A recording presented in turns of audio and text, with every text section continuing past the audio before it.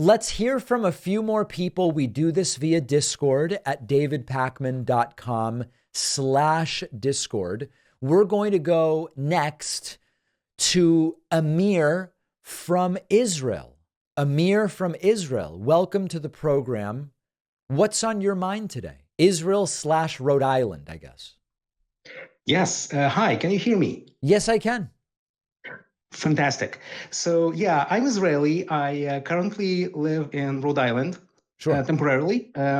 So I would actually put a B there if I was American, but I'm not American, so I cannot vote.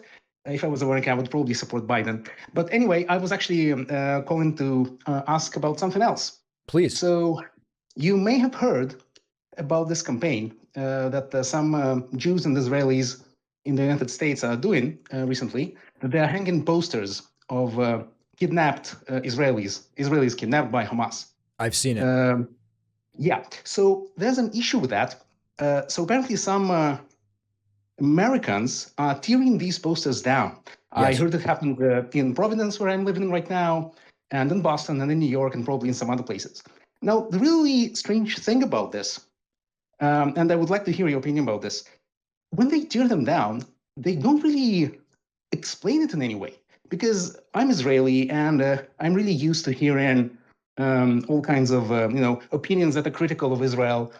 I agree with some of them. I disagree with some of them. But these people who tear down the posters, they just don't explain anything at all. They just, well, you can easily find lots of videos of people just tearing them down and just being silent and not saying anything, or just saying something very generic like, these posters are not supposed to be there, or something like that. Or like I saw some video that says, how do you even know that this is true, that they are kidnapped? Like the explanations are really just nothing. It's a couple different things, Amir. I think it's another level. There's different reasons why different people do it.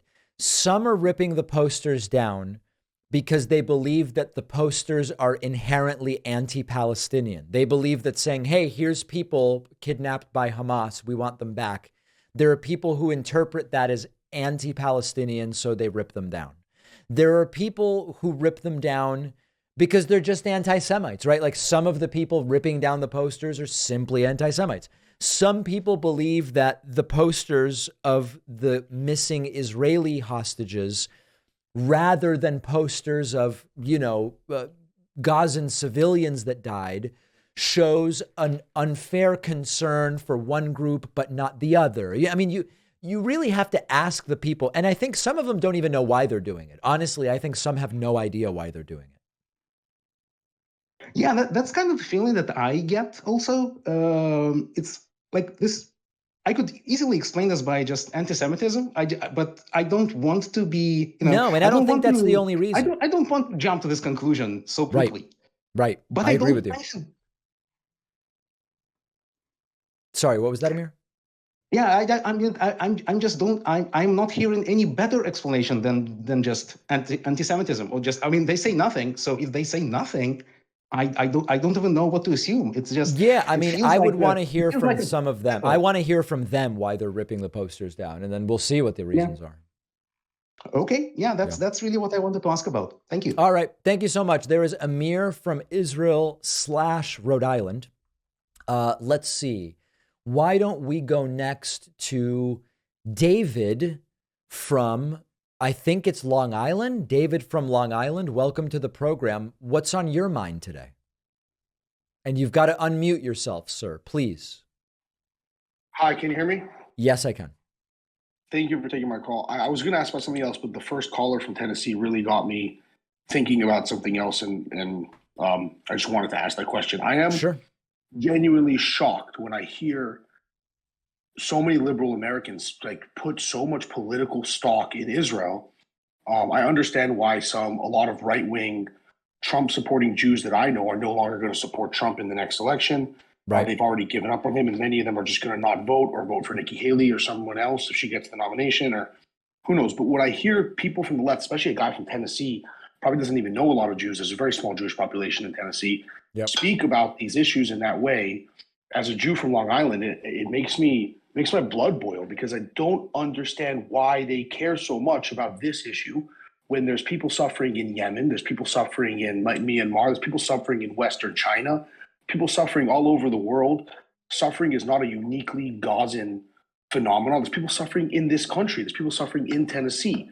And in other words, you're saying that, like, for example, if someone said, I'm going to base my vote for president based on their policies on what's happening in Myanmar, rather than domestic economic policy, education policy, access to healthcare, whatever, we would go, oh, that's kind of weird. Like, you're voting for the American president. You live in the US. Why? Well, are you from Myanmar? Maybe. I don't know. And so you're saying, like, it's kind of equally weird to say, I'm going to choose between Trump and Biden based on their policy on the Israeli-Hamas conflict rather than on domestic issues. I think that's a fair criticism. I think a lot of people would say the U.S. plays such an outsized role in the conflict of Israel and Palestine because of funding and alliances and relationships that it almost is like a domestic issue. I think that's what some of them would say. I understand that. And I actually thank you for saying it that way. That was really well said. And I couldn't have said it that well myself. But my counterpoint to that would simply be, then why don't you then I understand if it's one of your many concerns, right? Yeah. If it's one of a list of concerns, but if that's your a primary voting issue or an issue that you might flip your vote on, right? It truly seems to me to be signifying the level of inherent, maybe anti-Semitism on the left that doesn't get spoken about because it's subversive and it's not in the open in the same way that I don't know about that. I mean, listen, where I will agree with you is if someone comes to me and they say, you know, Biden's clearly better on healthcare, Biden's better on abortion, Biden's better on infrastructure, Biden's better on LGBT rights, but I don't like what he said about the Israeli-Gaza conflict, so I am going to stay home and potentially help Trump become president. To me, that does seem crazy. I mean, obviously, they're not saying I'm going to vote Trump. Oh, when we lost the caller. All right, well, I don't know what happened. They're not saying I'm going to vote Trump, which would be outwardly crazy. Listen, it's a tough thing. And here's the thing. Everybody's allowed to use whatever metric they want to determine who they'll vote or if they will vote. And that I, greatly respect. All right, let's go to Donna. Donna from where? Is it Donna from New England? I see NE. Donna from New York. Welcome, Donna. It says you were undecided about 2024. What's on your mind today? I am. I have some similar sentiments to the last caller. I found the far left response to October 7th to be kind of alarming. And I guess I just saw a lot of pro-Hamas sentiment, both in the protests and online. Okay. And I want to know what you think are the factors in leading to a bunch of this like pro-Hamas sentiment, the extremism that I'm seeing. What do you think happened that so many people are sort of sympathizing with Hamas? Although I know the horrific stuff that happens in Gaza, I know that. Yep. I don't think that that's enough necessarily to for people to sympathize with Hamas. So I wanted to get your opinion on what the factors are. And that is why I'm undecided. Donna, really I think whatever I tell you are the factors that have led to the status quo, people are going to disagree with me and be mad. Let me give you an example. If I say, I think one of the things, if I were to say something like, most of the people are not pro-Hamas, they're just really concerned about Palestinian rights. But there are some people who clearly are for Hamas. And the reason why is they believe that there is no other way for Gazans to resist evil Israel, or they believe that what happened on October 7th is merely the logical response to 75 years of Israeli aggression, or, I think they would say something along those lines. People will be mad because they'll say, well, I'm not taking that perspective seriously enough or something like that. I'm going to give you just one vignette. Okay. And it's a lot of these people truly don't know what's going on. That they don't have facts. They don't have facts. And the example I have is the other day I was out to lunch in the not super far from Times Square, and a sort of like pro-Palestinian rally kind of came by, and it's all fine. It wasn't a big one. It was just on the sidewalk and whatever. And as I'm leaving with a friend of mine, I have no interest in engaging on the street in politics in this way. I get plenty of it on my show, but my friend asked a woman who was going down carrying a sign that said, from the river to the sea. He said, what does that mean? What does from the river to the sea mean? And she said, it means Palestinian freedom. And he said, oh, okay. Which river? She didn't know. Which sea? Right. She didn't know. He said, what happens to Israel if Palestine is from the river to the sea? She said, I don't know. They have to go somewhere else, I guess. She never really thought about it. It's just people, I don't know. I mean, I guess they just go somewhere else. It's not really clear to me. Now, there are tons of people that are far more informed than that. But I think a lot of people in general in politics, like the caller who called in about the tariffs in China, and then he's like, actually, I have no clue if those tariffs were good. I don't really know. This pervades our politics. This is everywhere. This is in every issue. And I think one of the things that we are observing is we frequently see extremely confident opinions about stuff, not informed by much. Right. Now, let me ask you, Donna, you say you're undecided. Which candidates are you considering? And to be clear, I would consider myself a progressive. I've only voted for liberal candidates in the past. Yeah. But based off of the reaction to October 7th, and I guess my estimates of like how much of the Liberal Party I think is genuinely pro-Hamas, which I think it's a small minority, very but small, it tiny. alarmed me too much. And in fact, like the response from politicians alarmed me also. I didn't think that it was harsh enough on people who were condoning violence. And so I would consider voting for Nikki Haley or something. I know I wouldn't vote for Trump, but okay. Yeah, this like really it was jarring for me, and it changed my mind a little bit about the next election. Yeah, I mean, I think what I would say to you is go by what you're voting for, and that has to be what Joe Biden has said in his offering.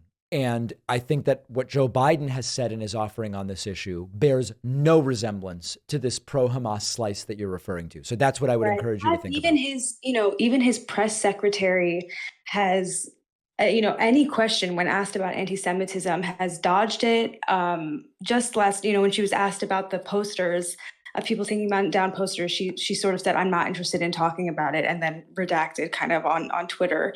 And so I don't know, I'm paying attention to those things. I find that troubling. I don't know why it's so difficult to say it's not appropriate to do that. Yeah. I didn't see what you're referring to, but I'm going to check it out. Listen, Donna, thank you. I appreciate you for sharing your perspective. Thanks, David. All right. There goes Donna from New York. Let's speak to Sam from Minnesota. Sam from Minnesota, welcome to the program. What's on your mind today?